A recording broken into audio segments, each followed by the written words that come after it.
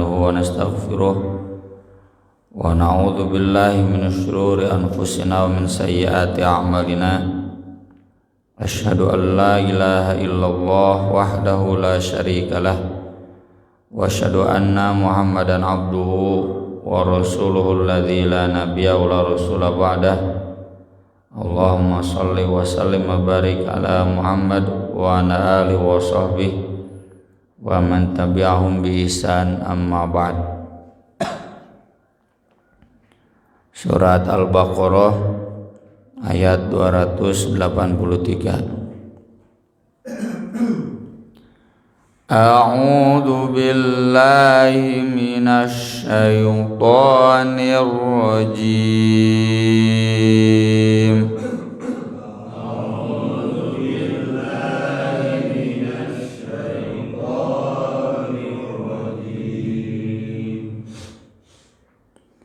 Wa in kuntum ala safarin wa lam tajidu katiban farihanun maqbudah.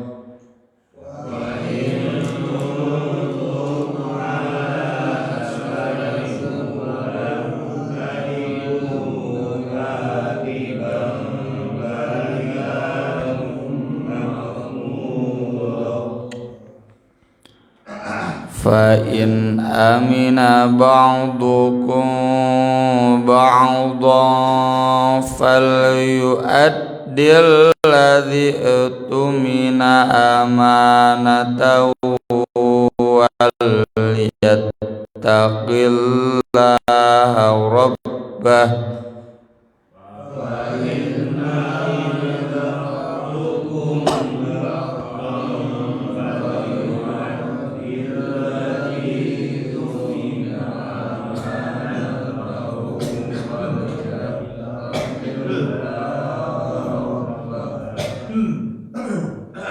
Wa may yaktumha fa innahu athimun qalbuh.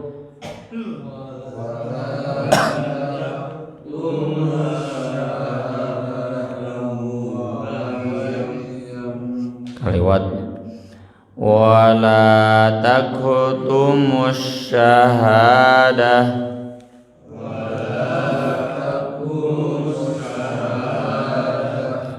wa may yaktumha fa innahu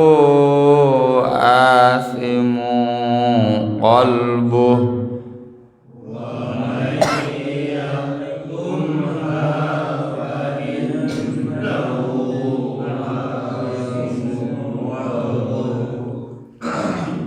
Wallahu bima ta'maluna alim. Wallahu bima ta'maluna alim. Mangga wani jidu atilu. Tanulat gunahna tanna jidu atilu. Wa in kuntum ala safarin wa lam tajidu katiban farihanun maqbudah. Fa in amina ba'dukum ba'dan falyu'addil ladzi tumina amanatahu wal yattaqillaha rabbah wa la taktumus syahadah wa may yaktumha fa innahu athimun qalbuh. Wallahu bima ta'maluna alim. Wa in kuntum, dan jika keadaan kalian ala safarin sedang safar, walam tajidu dan tidak menemukan katiban seorang penulis, seorang sekretaris juru tulis yang menuliskan utang piutang sebagaimana dibahas di ayat yang kemarin. Farihanun, maka dengan jaminan, dengan gadai, maqbudoh yang dipegang atau yang ditahan. Fa in amina, maka jika aman, ba'dukum sebagian kalian, ba'don pada sebagiannya lagi. Jika percaya, aminah tegan, saling percaya sebagian kalian pada sebagiannya lagi, fal yuaddi, maka hendaklah tunaikan, alladzi tumina, oleh orang yang diamanahi, amanatahu, amanahnya. Yang berutang tunaikan meskipun tidak ada penulis dan tidak ada saksi.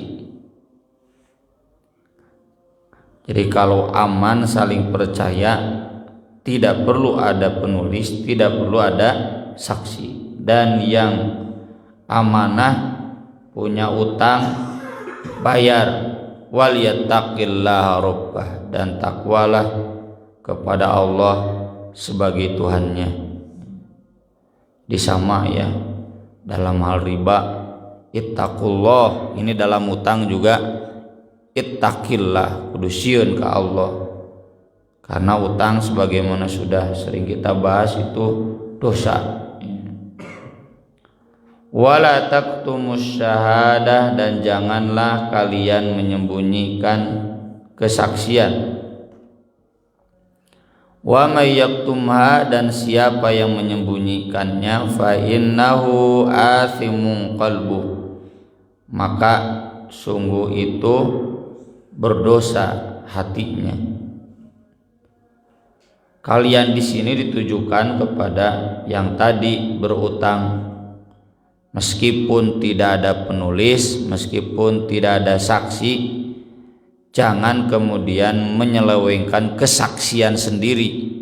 Ini yang disebut dengan syahadatuz zur, kesaksian palsu. Nginjem 10 juta ngakuna 5 juta.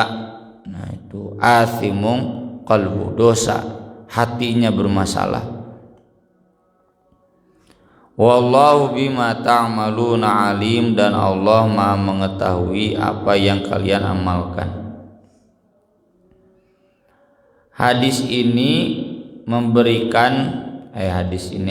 ini memberikan pilihan kedua ketika ayat yang kemarin tidak mungkin diamalkan.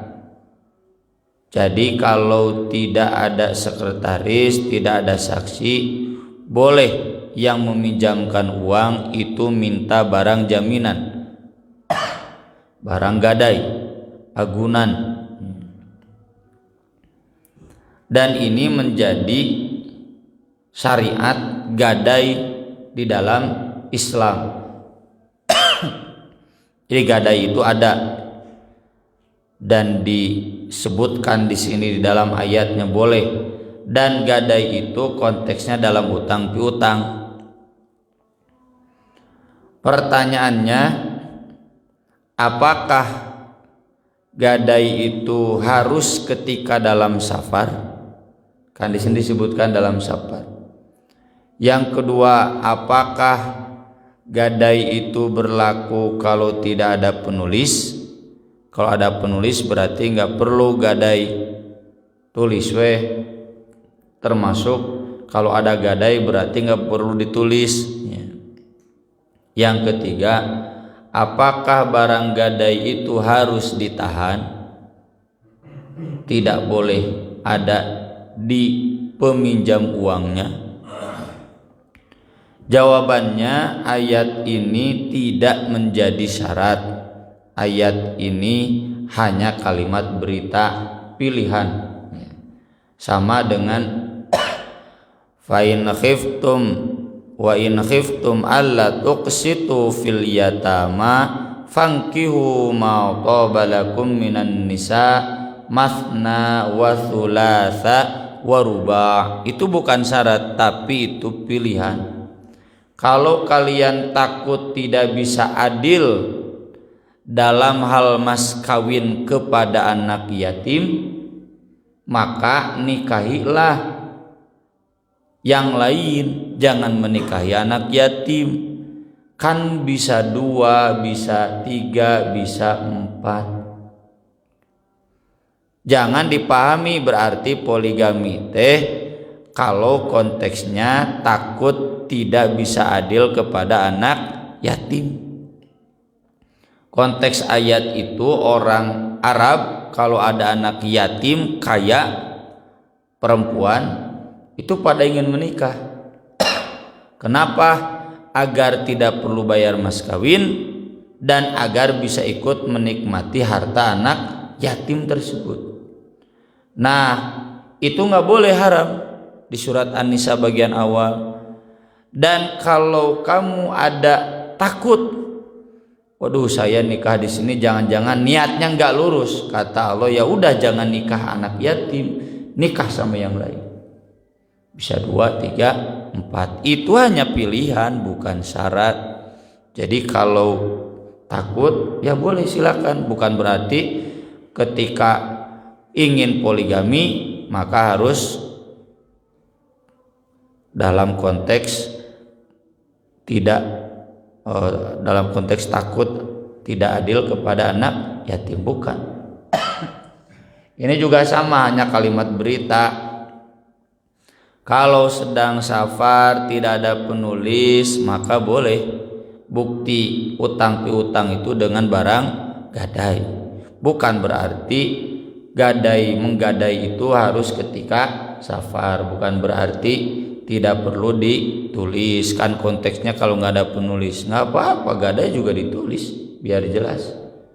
Termasuk tidak mutlak bahwa rihanun itu harus makbudoh, meski ada para ulama yang menyatakan demikian, bahkan jumhur. Contoh, kalau saya pinjam ke Mang Yato 10 juta, gadainya motor 10 juta, apakah motor itu harus ditahan oleh Mang Yanto atau boleh saya pakai? Maka itu tergantung kesepakatan. Boleh ditahan oleh Mang Yanto, boleh juga saya pakai. Saya bilang ke Mang Yanto, saya pakailah buat Gojek agar saya bisa membayar utang. Nah, maka Mang Yanto boleh. Nu ditahan mah BPKB nawe nya. Ya, BPKB mah kan mau dipakai ngagojek. Ya. Ku Bang Oge kan dah mau ditahan di mana. Tidak berarti rumahnya tidak boleh ditempati, tapi yang ditahan itu sertifikat hak miliknya. Tapi catatannya Nabi SAW mengatakan bahwa ar-rahnu itu lirrahin, barang gadai itu milik yang menggadaikan. Dan orang yang menggunakannya wa'alalladzi yarkabu falahu nafaqatu, harus bayar nafaqah. Ya. Dalam riwayatin lahu ghunmuhu walahu gurmuhu, barang gadai itu keuntungannya milik yang menggadaikan, ruginya juga milik yang menggadaikan. Contoh, tadi saya menggadaikan motor ke Mang Yanto, lalu motornya ditahan oleh Mang Yanto, maka motor itu tetap milik saya. Keuntungan dari motor itu hak saya. Kerugian dari motor itu kewajiban saya. Kalau motor itu dipakai ku Mang Yanto, digojekkeun, Mang Yanto dapat untung dari motor tersebut, maka itu keuntungan motor tersebut. Atau misalkan Mang Yanto teh disewakeun, baik tah cenah sabulan sabaraha 200.000 misalkan.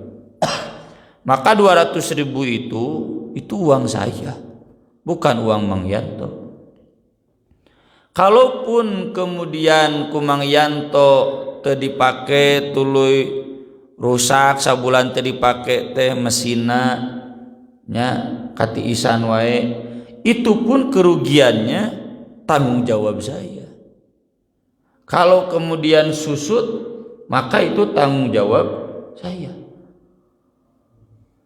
Dan kata Nabi, wa 'alal ladzi yarkabu nafaqatuhu, orang yang ikut menunggangi unta yang digadaikan, dia harus bayar nafkah. Mang Yanto make motor anak, hitung tuh bayar ke anak. Jadi nu ngagadekeun teh berhak dapat uang dari motor yang dipakai oleh penggadai. Kalau tidak demikian maka berarti riba. Mang Yanto teh geus ngadahar riba, mata ki ayatna disimpen dina utang piutang dinu riba. Di mana ribana? Contoh, saya tadi pinjam 10 juta ke Mang Yanto, ya. Lalu motornya ditahan ke Mang Yanto, dipakai salila 2 bulan. Dan utang saya tetap 10 juta, berarti hakikatnya saya bayar 10 juta plus bungana jasa motor dipakai 2 bulan. Motor dipakai 2 bulan ku Mang Yanto teh riba, haram. Apalagi motor teh dipakai bisnis dapat keuntungan, saya enggak kacepretan, itu keuntungan yang dapat oleh Mang Yanto haram, riba. Justru sebaliknya Mang Yanto harus bayar ke saya, karena itu motor saya. Ini gadai-gadai seperti ini sogarlap ya, di urang teh api-api teh nyaho teuing tarang ngaji geus dibejaan di bararandel gane wae. Ya mudah-mudahan karena tidak tahu, tapi tetap kunaon atuh mah jeung teu nyaho. Dina YouTube tinggal ngetik gadai loba nu ngajelaskeun. Kalau mau seperti tadi Mang Yanto, cenah motornya saya tahan, kalau enggak nanti cenah kusa dijual kan lain cenah misalkan. Boleh, tapi itu motor 2 bulan dipakai ku Mang Yanto harus dihitung mengurangi utang.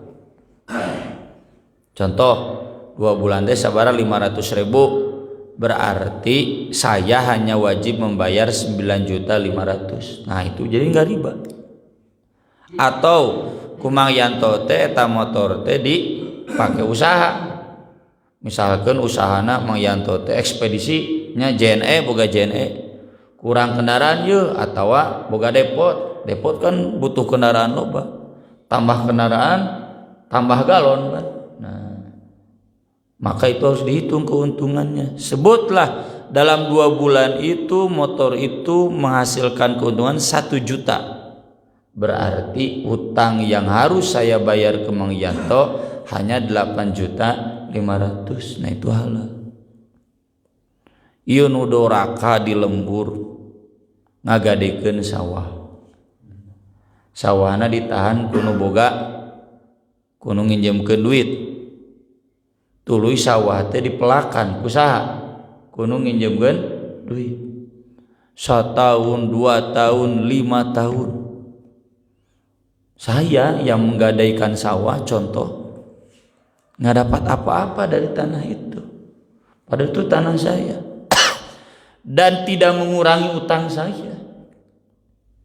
Dorakata berarti para penerima gadai lahan seperti itu dia menggarapnya atau menyewakannya dan kemudian tidak dihitung mengurangi utang yang menggadaikannya, itu sudah makan harta yang haram, riba. ittaqullah wa dharu ma baqiya minar riba. Bahkan kata Ustaz Dayat almarhum di At-Tauhid, nepikeun kapaehna geus lapur.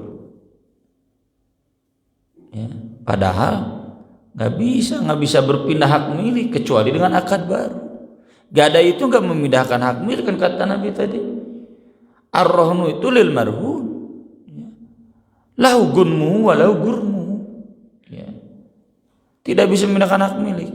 Jadi kalau kemudian saya tadi gagal bayar 10 juta, janji 1 tahun, geus 1 tahun teu mayar mah, geus 3 tahun teu mayar, bagaimana? Bikin akad baru. Tidak otomatis motor itu jadi milik Mang Yanto. Geus 3 tahun mah motor kan susut nya. Hargana anu 10 juta jadi misalkan 7 juta. Maka motor itu akad baru mau dibeli oleh Mang Yanto hargana 7 juta, berarti hutang saya tinggal 3 juta. Kalau ternyata motornya motor NMAX-nya acan aya, berarti jadi milik saya nggak bisa. Tetap akadnya harus dibeli oleh Mang Yanto. Harganya 20 juta, pulangan ke anak 10 juta. Begitu, nggak bisa otomatis. Gadai itu. Meski ada penaksir, cek pegadaian teh itu raja gadai. Ya. Oh ini emas 10 juta, orang diberengin jam 10 juta. Bari jengke mayarna teh lain 10 juta, jadi 11 juta tari bari wae nih. Nyata megadai riba. Ya, geus emasna ditahan. Jabaku pegadaian teh emas teh digolangkeun ya. Siga asuransi ya, nampung uang banyak da moal mungkin disimpen digolangkeun. Jeung urang teu meunang hasil golangan usahana. Jaba ada kelebihan, wah doraka pisan. Bagaimana tuh cenah Ustaz dan nggak ada solusinya? Aya solusina, mata koge nu bala leungar sok ka dieu nyalampurkeun. Urang nyieun gadai syariah. Nya mudah-mudahan Nabi takdirkeun beunghar jadi bisa nyontohan. Nyen gadai syariah, boga usaha gitu. Kan baroga duitnya nyariin raja gadai, nyen pegadaian, teu praktek syariah. Ya. Nu bal leunghar baroga duit duka disimpen di mararana, ya, tidak berminat untuk mengembangkan ekonomi Islam, gak berminat untuk memutus mata rantai riba, padahal kudu diperangan riba teh. Ya mudah-mudahan nih banyak yang menonton ya orang-orang merasa kaya, sok ini harus dihentikan. Bikin ya seperti yang kita bikin di sinilah BMT apa di urang mah syariah pisan. Nggak ada kelebihan, nggak ada penagihan, ngarah jadi pahala. Ya. Sok mau pernah tuh BMT atau nagih moal. Ya. Dek sabaralila moal. Ya. Ke insya Allah malah layar menangnya lunas, menang. Teku ditagih, teku lunas. Ya. Malah layar. Ayat tuh bang nu kitu, dia harus bikin. Ya. Matak ge doakeun lah minimal abdi beunghar insyaallah. Nyen bank syariah, nyen gadai syariah, ya. Atau kita doakan generasi-generasi muda kita, ya bisi urang mah geus pondok umurna, ya. Doakeun anak-anak urang sing jadi pengusaha soleh siap berjihad, bikin BPJS syariah, bikin gadai syariah. BPJS syariah nu betul-betul akadnya itu ada asuransi syariah boleh, ya. BPJS syariah itu contohnya di pesantren. Santri itu dianjurkan sedekah tiap hari. Sekarang dana santri sedekah tiap hari itu ada sekitar 4-5 juta. Mun anu geuring sok pake eta. Dan tidak merasa dizolimi. Ari anak merasa dizolimi. Mayar terus, ya. Makaning 5 dikali 50.000 mun abdi genap kali 50.000 300.000 unggal bulan. Ari gering teu ruginya. Ya. Atau sakali gering kuduna 10 juta jadi nggak bayar. Itu padahal orang kakara bayar 1 juta ke BPJS. Eta nu 8 juta duit saha. duit orang lain. Cenah sodako teu lain bener nu ngelu BPJS sodako. Niat sodako atau niat jual beli? Niat transaksi. Lamun niat sodako mah teu kudu ka BPJS ka PJTU ngantri tah ka Al Furqon. Dibuka geraina unggal beres jihad ngantri teh jiga ka BPJS. Henteu. Akadnya transaksi jual beli, dan jual beli sesuatu yang tidak jelas. Karena yang namanya kesehatan mah teu jelas. Kecuali lamun bapak dek ngadoa kulantaran ngerasa rugi abdi geringkeun gitu. Pek gitu. Jadi lebar uang yang sudah masuk kemudian tidak kembali.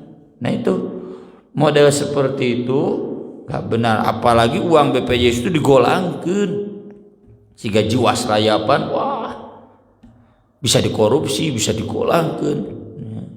Nah itu semua bisa diatasi dengan akad-akad tabarru, akad mudharaabah seperti sering kita jelaskan di buletin atau apa. Ini pekerjaan orang-orang kaya ya, sok jihad dinu harta. Urang teh ngomong ka fakir miskin mandiri bari urangna tidak memberikan solusi. Tong nginjem wae, tong anyuk wae, bari kita enggak memberikan solusi. Kita teriak haram riba, bari urang teu bisa mereh solusi. Haram BPJS, bari urang tidak memberi solusi. Meureun kaburo maktan indallah antaqulu ma la taf'alun. Urang nyarekan batur haram, nginjem ka bank haram, bari urang teu mere solusi. Kaburo maktan sarua dorakan. Ini lingkaran ya, lingkaran setan riba ya. Makana nu dilaknat ku nabina akilahu wa mukilahu wa katibahu wa syahidaihi. Kabeh sistem ini harus dilawan dengan sistem. Nah itu mudah-mudahan ya menjadi sedikit inspirasi, minimal jadi doa buat kita semua. Kalaupun kita tidak ditakdirkan bisa mewujudkannya, mudah-mudahan generasi-generasi kita, anak cucu kita, atau siapapun yang menonton video ini ya, lahir dari mereka pengusaha-pengusaha yang siap berjihad dalam harta, jihad perang ekonomi melawan riba. Aqulu qouli hadza wa astaghfirullah li wa lakum subhanakallahumma wa bihamdik asyhadu an la ilaha illa anta astaghfiruka wa atubu ilaik. Wassalatu wassalamu ala Rasulillah. Wassalamu alaikum warahmatullahi